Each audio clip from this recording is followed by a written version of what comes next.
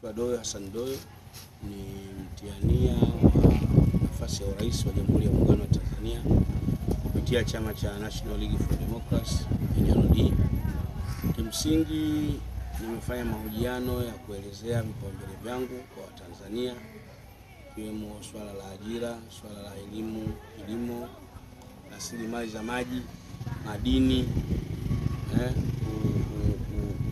kushughulikia kero za muungano ambazo mara nyingi zimekuwa zikilalamikiwa, kumuinua mtoto wa kike katika elimu ya teknolojia,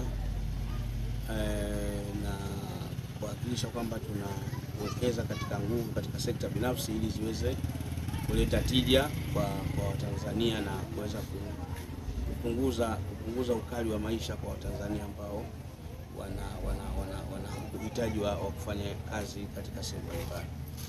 Aidha, nimezungumzia pia kuwanusuru Watanzania na mikopo, kwamba unapozungumzia mikopo ya riba nafuu, manake bado unazungumzia matatizo kwa Watanzania. Mimi ninachowaahidi Watanzania, serikali yangu haitazungumzia mikopo kwa sababu sihitaji watu wakope, kwa sababu anayekopa ana shida. Mikopo inakopwa na taasisi za umma, taasisi kubwa kwa ajili ya kuendesha mabiashara makubwa. Wananchi wanatakiwa wafanye biashara na mitaji yao. Kwa hiyo kama nitafanikiwa kuwa rais, siwezi kuona Watanzania wanahangaikia mikopo, kwa sababu nina uhakika na kwenda kuboresha maisha yao kupitia sekta ya kilimo, ufugaji, uvuvi na madini. Hizo key 4 zina uwezo wa kumfanya Mtanzania kuishi bila mikopo na kuweza kufanya biashara zake bila matatizo yoyote. Wito wangu kwa Watanzania kwa mkoa wa Dar es Salaam, siku hizi zilizobaki wajiandikishe kwa wingi, kwa sababu mimi nahitaji kupigiwa kura. Kwa hiyo lazima Watanzania wajiandikishe ili waweze kuwa na shahada za kupigia kura, na wakati wakuja kuziomba hizo kura tuweze kuzipata, kwa sababu tayari wanazo. Kwa hiyo wajitokeze kwa wingi ili waweze kupata vitambulisho vyao, kwa sababu siku zimeongezwa ni 2. Lakini pia naiomba Tume Huru ya Taifa ya Uchaguzi, siku 2 bado ni chache kwa watu wa mkoa wa Dar es Salaam.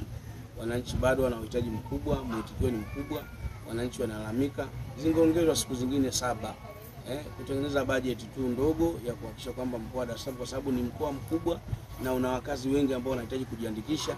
Hizi siku 2 ambazo zimeongezwa mimi nadhani ni chache na haziwezi kuwatosheleza wakazi wa Dar es Salaam. Vizuri wangeongeza siku 5 zaidi ili ziwe 7 na hizi siku 2 ili tuweze kumaliza zoezi katika mkoa wa Dar es Salaam. Kosa walimu katika mashule, manake ndio wanapoteza nguvu kazi ya taifa, inakosa elimu kwa wakati. Lakini kikubwa ambacho nataka ni waarifu wa Tanzania, walimu wako mtaani, mpaka wale walimu ambao wanajitolea wanalalamika wapewe ajira. Kwa hiyo swala la ajira nimeliweka kipaumbele, kwa sababu najua ni tatizo, kwamba serikali lazima iajiri, serikali lazima itafute uhitaji wa watu kuweza kuwapeleka makazini waweze kufundisha watoto wetu, na waanze na hawa walimu ambao wanajitolea, ambao wanalalamika kwamba hawapewi ajira, na ajira zikija zinawabagua, na inafika hatua wengine wanamaliza ile miaka ya uajiri. Kwa hiyo wanapata mitihani mikubwa kwamba wanajitolea mpaka wanakutwa na miaka ya uajiri kiasi kwamba hawezi kuajiriwa tena. Kwa hiyo swala sio kukosa walimu, swala ni serikali haiajiri walimu wa kutosha.